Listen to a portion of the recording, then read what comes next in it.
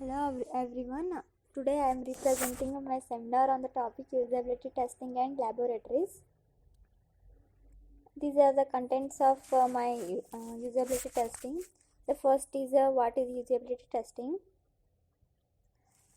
The definition of the usability testing is it is a technique used to evaluate a product by testing it on users. Test users will try to complete a typical task while observers watch, listen and take some notes. The main goal of the usability testing is identify any usability problems, collect quantitative data on participants' performance, and determine a participant's satisfaction with the product. The next is why does usability matters? Usability can save our time, money, and lives. On the web, usability is a precondition for a survival. On a commercial off-the-shelf software applications, usability can determine a market share. It is the picture of the usability labs. These both represent the usability lab control rooms with the test controllers and observers watching the subject through a half-silvered window.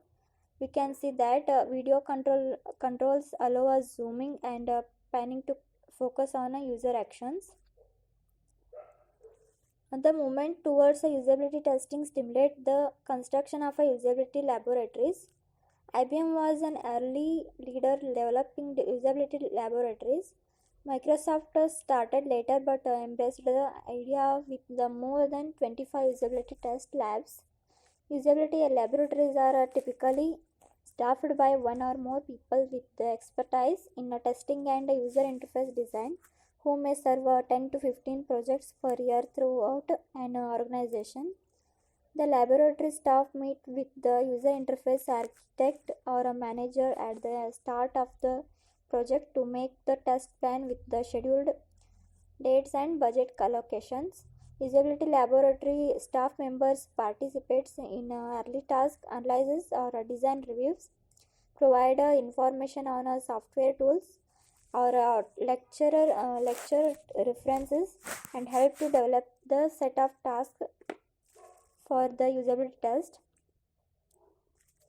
There are several of usability tests. The first is paper mockups and prototypes. Early usability studies can be conducted using a paper mockups of a screen display to access a user reaction to wording, layout, and sequencing. A test administrator plays the role of the computer by flipping the pages while asking a participant user to carry out a typical task. This information testing is expensive, rapid, and usually productive. The next is a discount usability testing. This quick and dirty approach to a task analysis, prototype development, and testing has been widely influential because it lowered the barriers to newcomers. A controversial aspect is the recommendation to use only 3 to 6 test participants. Advocate point out the most serious problems are found with the few participants, enabling a prompt revision and repeated testing, while critics hold that broader subject pool is required to thoroughly test more complex systems. The next is a competitive usability testing. Competitive testing compares a new interface to previous versions or to similar product from competitors. This approach is close to a controlled experimental study, and the staff must be careful to construct parallel sets of tasks and to counterbalance the order of presentation of the interfaces. The next is universal usability testing. This approach tests interfaces with highly diverse users, hardware, software, platforms, and networks. When a wide range of international user is anticipated, such as for consumers electronics products, Web-based information services or e-government services. Ambitious testing is necessary to clean up a problem and thereby help ensure a success. The next is field test and portable labs. This testing method puts a new interface to work in a realistic environments for a fixed trial period.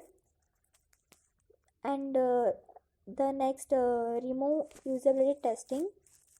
Since web-based applications are available internationally, it is attempting to conduct a usability test online without incurring the complexity and cost of bringing participants to lab. This makes it possible to have a larger number of participants with a more diverse backgrounds and may add to the realism since participants do their test in their own environments using their own equipment. The next is can you break this test? Game designers pioneered the can you break this approach to usability testing by providing energetic teenagers with the challenge to trying to beat a new game. It is the survey of my instruments, a instruments of my seminar.